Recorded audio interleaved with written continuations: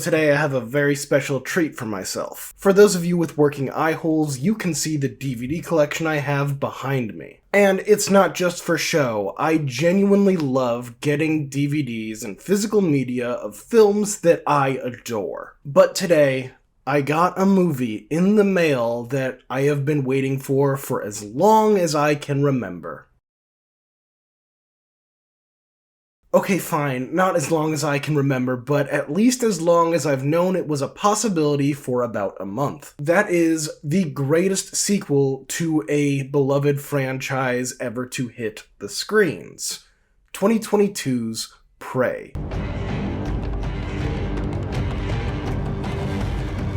Prey is a standalone prequel set in the Predator franchise, where a predator comes to America in 1719. We follow Naru, played by Amber Midthunder, a young aspiring hunter in the Comanche tribe, and she has to face off against the Predator. The film is directed by Dan Trachtenberg, who directed 10 Cloverfield Lane, the episode of Black Mirror Playtest, the pilot episode of The Boys, and is going to be directing an episode in the final season of Stranger Things. Needless to say, Trachtenberg is well versed in horror and action, which made him a perfect candidate to direct a Predator film and breathe new life into one of the greatest movie monsters of all time. I love everything about this movie. The action, the story, the character, the fact that there is a full Comanche dub of the movie. Everything about this movie is fantastic. That is, however, apart from the film's release. Prey is a movie that absolutely should have been released in theaters, but instead it was relegated to a direct-to-Hulu release. If it was released in 2021, sure, go ahead. We are still in the throes of a global pandemic. It makes sense. Don't risk lives. I'm all for that. But by 2022, while the pandemic was still technically going on, you and me and everyone are all agreeing that it is over. Magical thinking. And last year, Nicole Kidman invited us all back to theaters, and in droves we went to go see Minions 2: The Rise of Gru. But movie studios don't tend to release mid-budget movies, especially not R-rated ones, into theaters. So I guess they thought, let's take this fresh new take on a beloved IP and just release it into Hulu. It's a TV movie now! But here's the issue with this release strategy. It severely limits your audience reach. Sure, when Netflix was the only game in town, you could expect high numbers for your direct-to-streaming release. But now there's Max, Disney+, ESPN+, Apple TV+, Paramount+, AMC+. Peacock, Amazon Prime, IFC Films Unlimited, and with all of them costing somewhere between $5.99 and $20 a month, there's gonna be significantly less eyeballs on your streaming movie than there would be for an even modest theatrical release. However, this month, 20th Century Studios is doing something unheard of, releasing their direct-to-streaming movie onto physical media. With this being the same year that Warner Brothers is cutting all of their Max original series and films from their library, making a bunch of new media just gone forever, Netflix discontinuing their DVD rental service, and certain video game companies are just deleting games from their stores and servers, like Crystal Dynamics' Marvel's Avengers, a game that came out in 2020 that you just can't buy anymore. It's gone. It is more important than ever to pressure these companies into preserving the media that you love by, at the very least, allowing them to exploit you for $20 a pop for a physical DVD.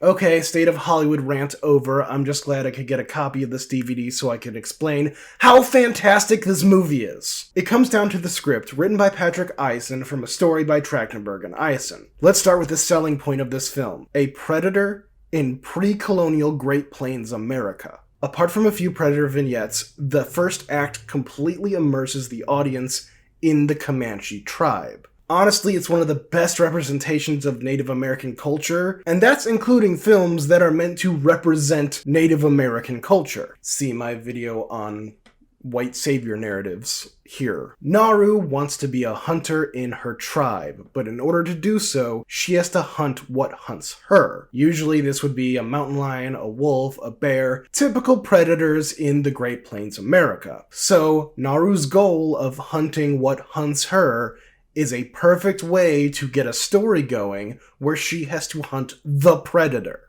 And don't get me started on the French trappers. They are perfectly cast, and they are just an additional obstacle for Naru to overcome.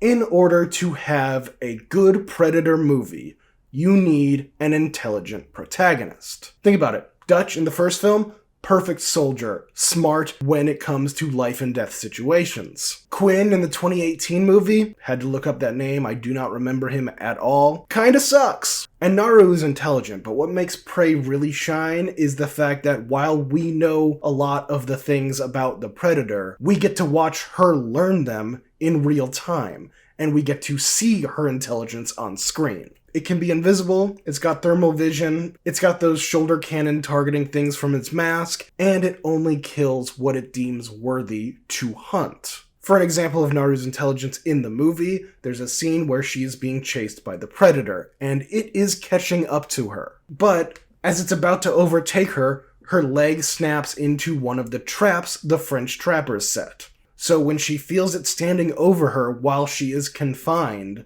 it lets her live. She is no longer a threat. So, when she finds herself captured and tied up a second time in the movie, she knows that she is not in danger. Well, she's in danger of being collaterally damaged, but she is not actively being hunted by the Predator. But it's not just learning the Predator lore on the fly that shows her intelligence. She knows the terrain and uses it to her advantage. She quickly learns how the Predator's weapons work, and uses them against it. And she's just a genuinely clever character. A simple act of tying a rope to her tomahawk shows her ingenuity and gives us some of the best fight choreography this side of the John Wick franchise. If we as the audience know the Predator lore, and we absolutely do, some of the plants and payoffs in this film are pretty obvious. Oh, she just finds herself in a random thing of quicksand. I wonder where the third act fight is gonna take place, some really stupid YouTubers would probably say. But that's the thing about good screenplays. Not all the time, everything has to be a trick on the audience. The filmmakers respect the intelligence and the fandom of their audience, and use these plants throughout the film as examples of dramatic irony.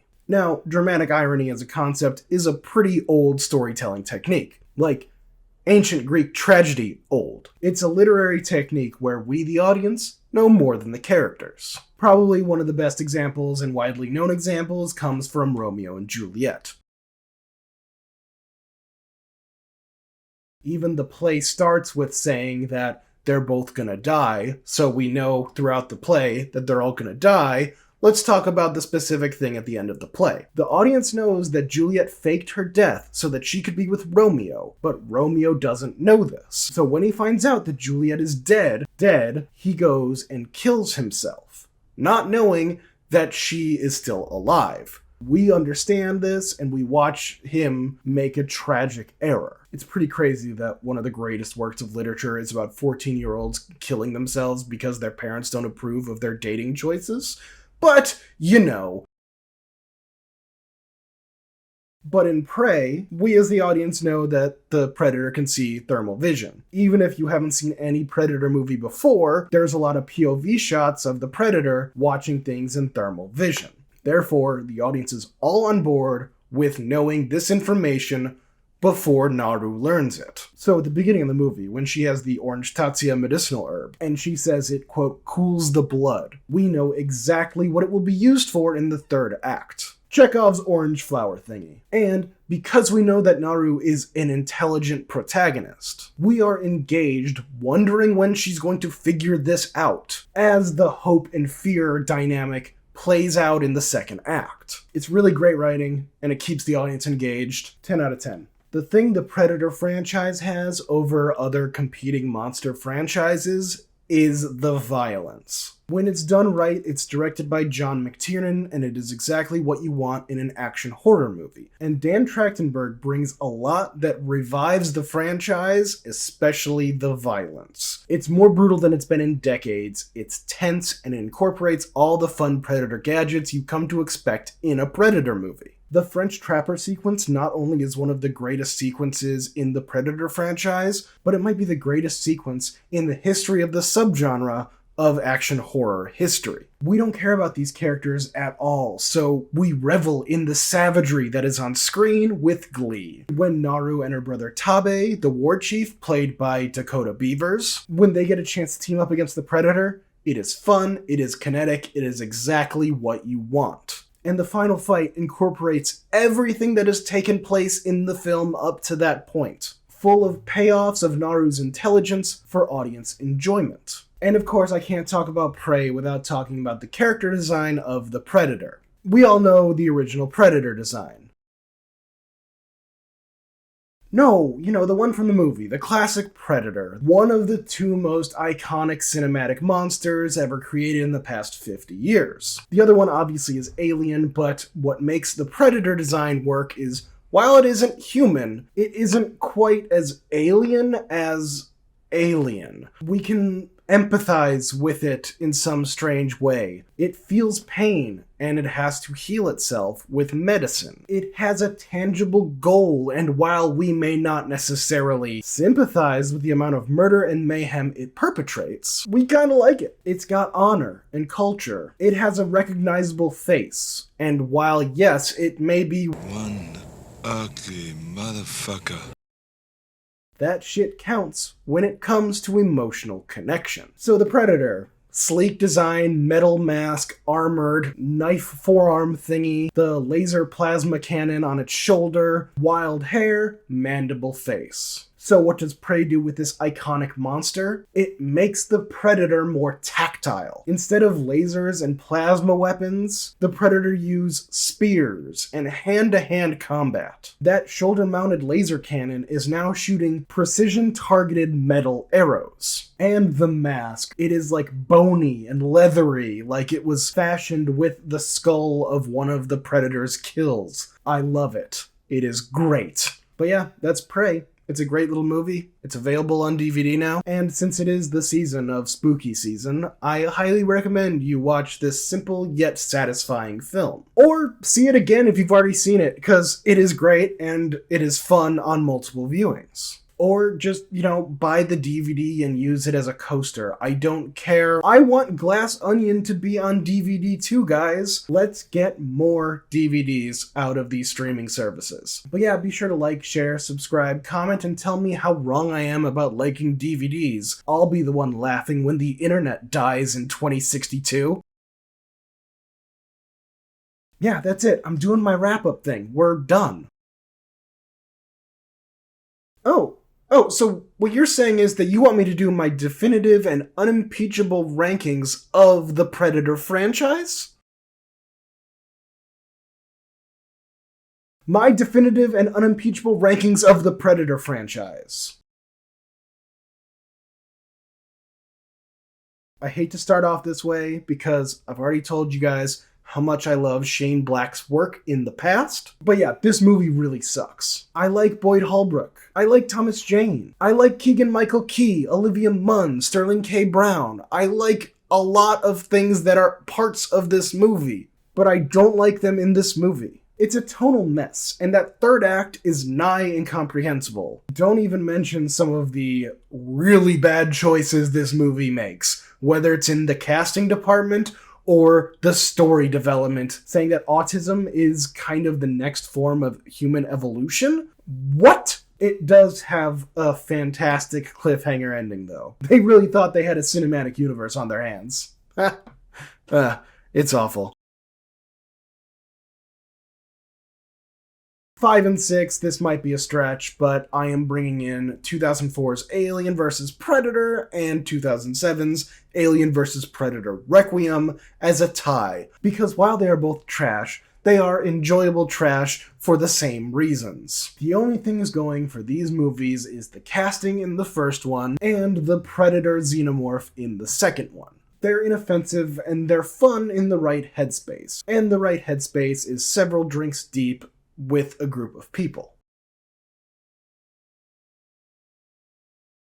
Set in the crime-riddled future of 1997, Danny Glover's a detective who's too old for this shit, following a string of murders that he thinks is perpetrated by a cartel, but is actually being perpetrated by a predator. It's an okay film, but it has a great finale. And by finale, I mean the reveal that the predators have been hunting humans for a lot longer than we expected, and I can't believe it took 32 years for them to follow up on this great premise.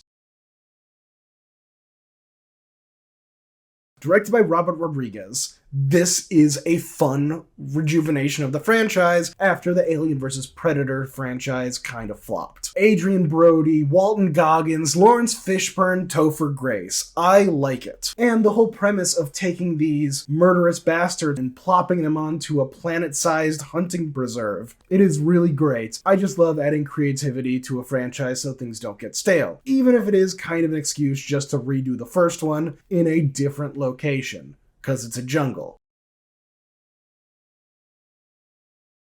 Okay, here we go. This is one people are going to be upset about. I love this movie. It is a perfect movie. Arnie in his prime, Jesse the Body Ventura, Carl Weathers, the clasping hands meme. It's a perfect encapsulation of action movies in the 1980s, with all of the graphic violence, the heroes untouched, and the fun quips. But then it uses that genre to subvert itself and also show how badass the Predator is, as he picks off this strike team of commandos one by one with relative ease. Look, I'll say it again.